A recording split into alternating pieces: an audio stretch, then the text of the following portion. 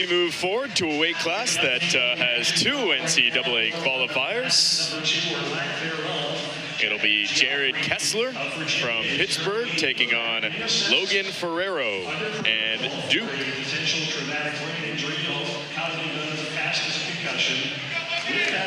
Again, at the 157 championship match here will be Santiago and Scott. Sonny Santiago from North Carolina, Ed Scott from UNC. Major decision win over Andonian in the semifinals. So the 6th seed and the 4th seed begin here. 2:45 to go in the first.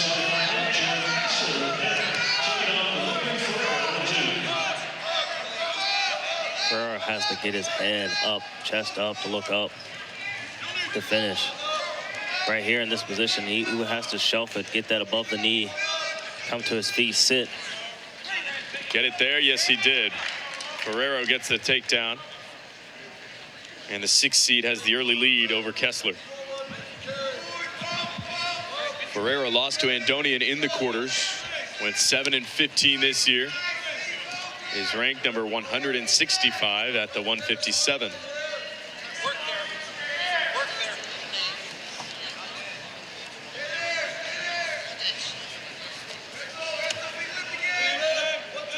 Just outside, and there's the whistle. So Ferrero, a guy for Duke who's wrestled at 149, the weight class 149, and 157 as a sophomore. Last year wrestled at 157 in the ACC Championships. This year doing the same. Wrestled at 149 his freshman year. So he's been all over. What's that like? Is that tougher to go from weight class to weight class and kind of try to figure it out based on the year?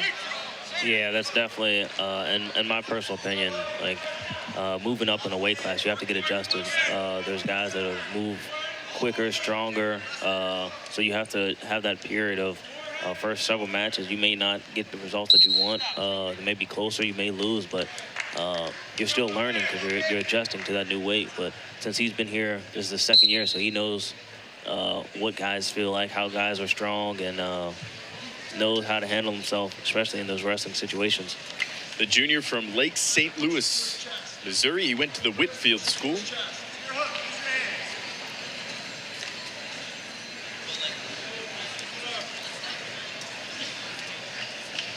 Another 6th seed here with Duke.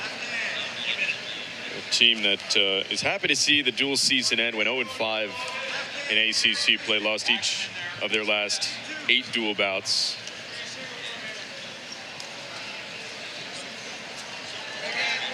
Leaned heavily on their 2 top wrestlers at the 285 and the 125, interestingly enough. Connor Barkett, who lost earlier, and Agan, who just lost in the consolation. Ferrero and Keslar here at the 157. Keslar wrestled at 157 and 165 last year, went 11-4. An attack from Ferrero below. Here in this 50-50 position, you want to see guys moving guys and stuff staying straight and right in front of them. Once you move a guy, then you'll be able to get to your attacks, especially with that hook, throw by, snap, beat the corner. There's several different attacks that you can get, but you have to move the guy first. Both wrestlers were just content being in there trying to get that stalemate, start over. They do start over here after 2. It's Ferrero 3-1. Keslar just hanging around. It'll be Ferrero to start on the bottom in the 2nd with 2 minutes to go. Keslar went 10-14 this year, only wrestling at 157. Ferrero's doing a good job of clearing and getting to his feet, and he eventually gets that escape.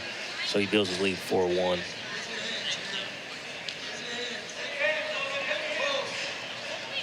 Keslar, the riding time advantage, it's not increasing at the moment. It's stuck at 36 seconds.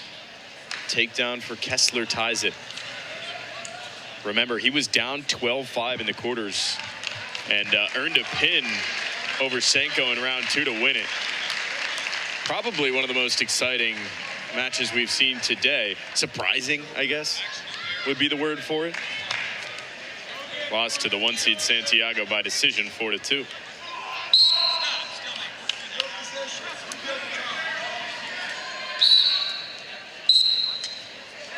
Geoffrey Crook back in action on mat number 2. 1 point up for Virginia. Escape down to Geoffrey. As Tom Brooks now cut down to 12-11. Late in the third period. Keslar looks to continue to punch that hook.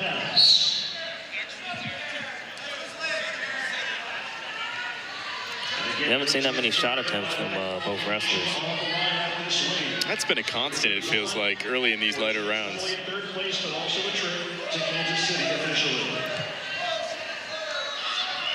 Especially in the early rounds, right? Periods 1 and 2, these guys still trying to figure each other out. There's one from Keslar. Denied from Ferrero, who holds on to the 3-point lead. And then we're working back in this over-under position. I think we'll end the, in my personal opinion, we'll end the period here in this over-under.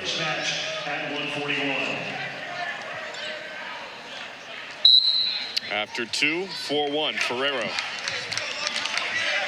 Oh, remember, Keslar never out of it. You go back to his last win in the quarters, 12-5 he was down. Had the victory by fall over Nick Sanko from Virginia. And it put up a fight against the 1 seed Sonny Santiago from North Carolina, who will battle Ed Scott the championship at 157. So if I'm Keslar right now, I have to get out, get to my feet, square my hips, get it to one side so that this riding time doesn't be a factor. Riding time right there at, it's at 59 now. It went down a second after Keslar earned the second back. And Ferrero is going to get back on top here with 1:37 to go. That's a great point. Because a takedown wouldn't tie it at that point if Ferrero can secure the riding time point. That's big. Escape, Keslar. 4-2. So if I'm Keslar, I'm moving forward, fake, and getting him out of position, going to that shot that he attempted in the second period.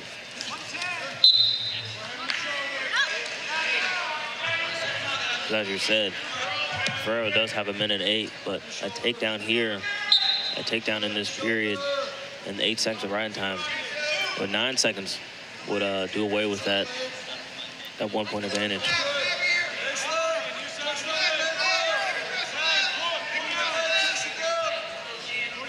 So what does Keslar value more here? Trying to get a takedown or get in a position where you can get the riding time back below a minute? He has to get that takedown first to get that riding time down.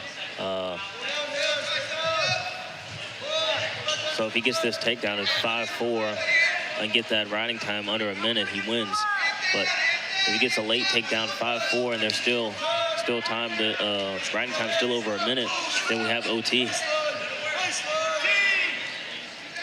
Riding time still at 1:08, and Ferrero about to clinch that point. 4-2 lead with 8 seconds. He can try to hold on here.